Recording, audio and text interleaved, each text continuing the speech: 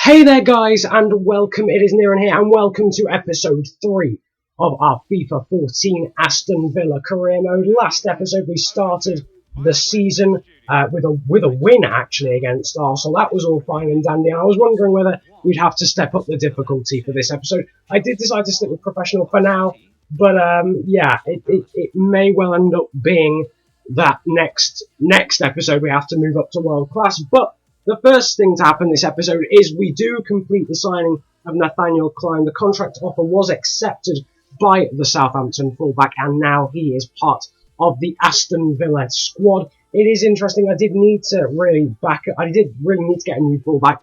I had Antonio Luna and Matthew Lowton only, so that's nice to give some competition to them.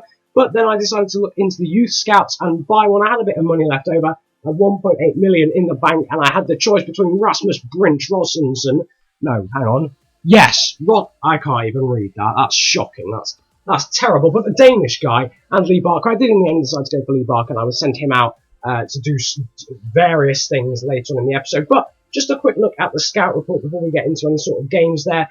Some interesting growth, I think, from Matthew Lowton Luna as well going up, which is interesting because he's not actually a young player even as of yet. Marco Van Ginkel there, yet to see any sort of change. Fabian Delph going up in some attributes, but not in terms of overall. Stat even. Andy Byman has actually gone up a stat, it's not showing it there, but Benteke as well now up to 80. Mark Albrighton, the right mid, up to 72. Bakuna and Helenius, interestingly, both up to 70 as well. They haven't actually played a game, which is strange, so for them to go up, that's interesting. Kieran Clark there up as well. I think Ashley Westwood was too. No growth yet from any of the new players, but they haven't really had enough time to settle in. That's Bruma Backley. And of course, Nathaniel Klein, a stat up there for Jack Grealish, who's probably the most promising youngster here at Aston Villa. No change there for Tonev, Segrist, or Jordan Graham. And then we get into some of the reserve players like Yakuba Silla, Gary Gardner there up a stat. I think Daniel Johnson was as well there. We get down to Nathaniel Klein as well. Just having a look at his stats. Joe Bennett there as well, the left back. He hasn't played yet. Jordan Barry up a few things.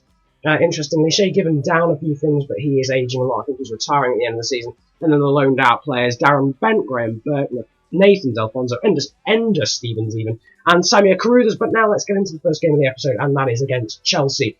And everyone knows that Chelsea is that team in career mode. In previous FIFAs anyway, that you just don't beat. You don't go to Chelsea and win. It just doesn't happen.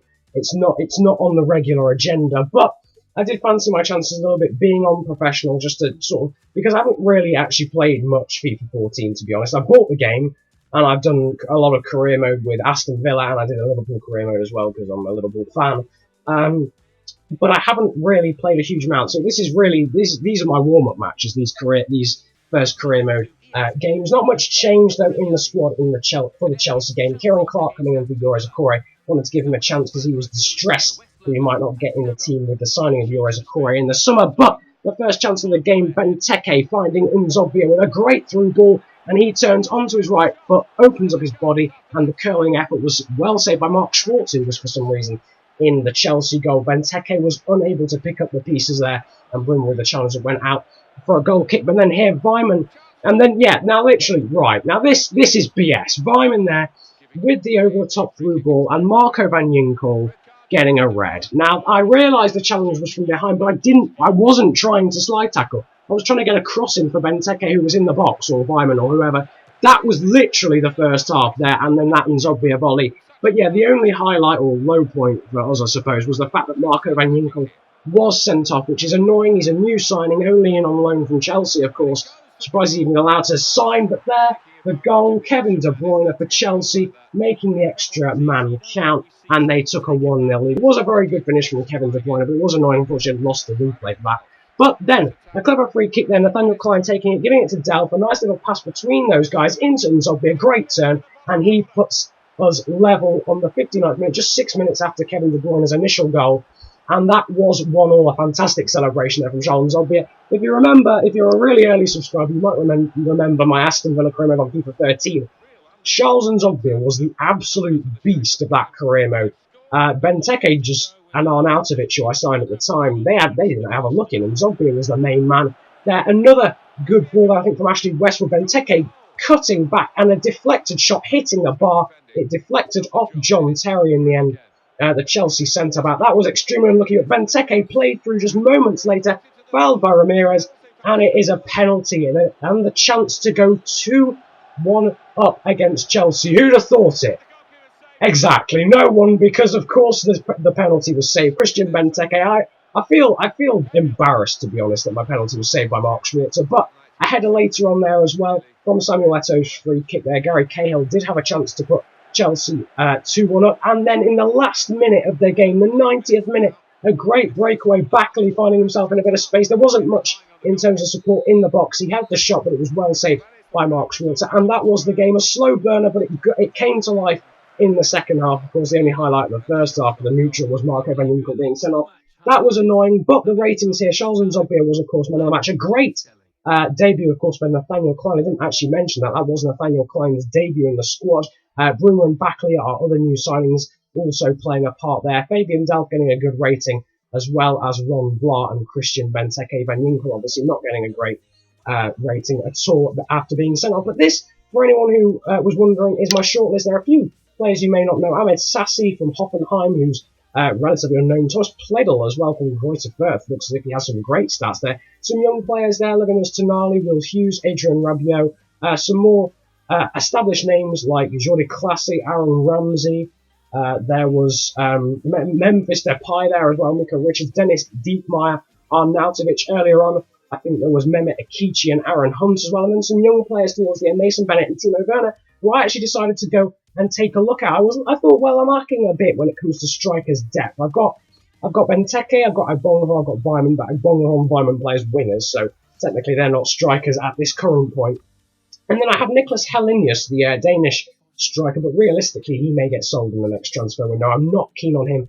He doesn't have a great stat to say his age. He's great cover-wise, and he'll play in cup games, but bar that, we don't have much. We've also got the youngster Jordan Bowery as well as Nathan Delfonso, who's out on loan, but I did think I might need a little bit more depth when it comes to young strikers. And as you can see, the scout Lee Barker, who I got earlier on in the episode, I decided to send out to England, and here just some confirmation, the assistant manager telling me I shipped him out to England. I do know that, I just did that, but then I received an offer for Barry Bannon, who was up for sale.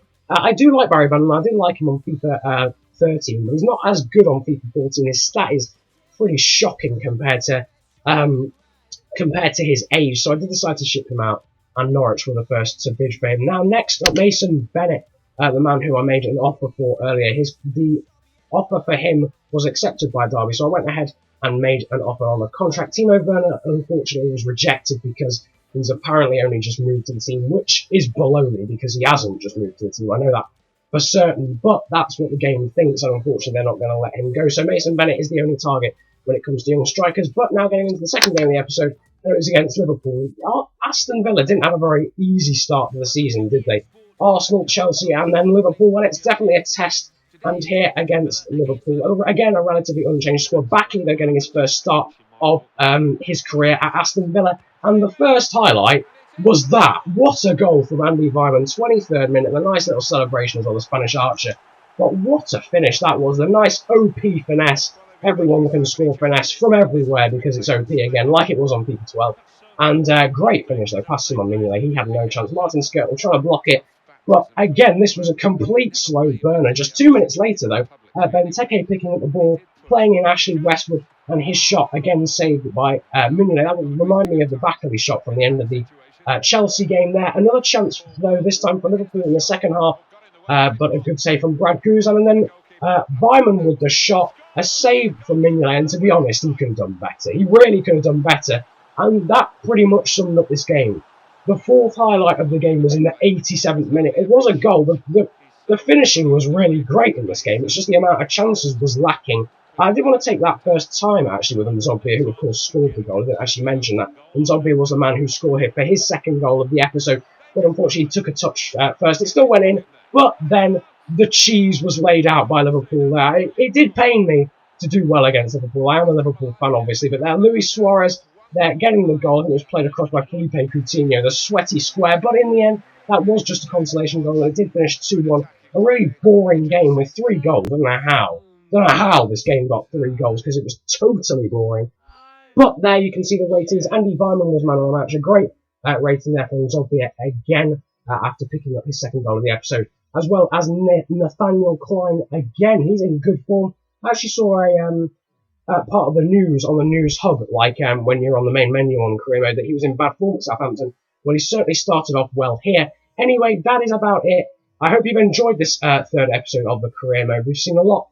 We've seen some signings, some more negotiations, and 2 great results against 2 big teams. But it will you'll probably be glad to know I will be putting up the difficulty to world class next time, because you can't go drawing against Chelsea and winning against Liverpool and winning against Arsenal the first 3 games of the season as Aston Villa. It's not wholly realistic. It's not really that realistic. So I will put the difficulty up.